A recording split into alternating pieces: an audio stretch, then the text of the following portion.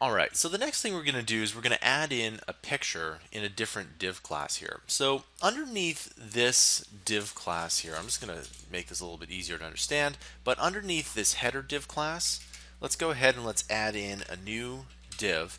And if you're wondering why we're adding all these div classes, remember these div classes are containers, and we essentially set up the containers in the HTML, and then we modify them with CSS.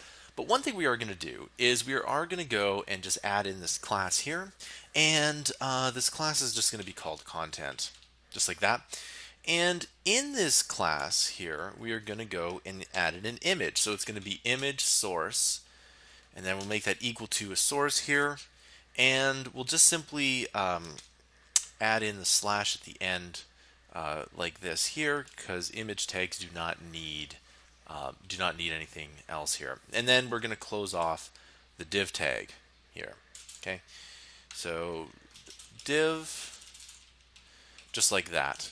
We slash off the div tag here. Now we're going to go and find a picture here, and I'm going to do that in its own tutorial here. So the way this is going to work is we're going to have our logo here, and it's going to be a text logo. We're going to have a picture, and then we're going to have 3 columns of information underneath. This includes the tutorial.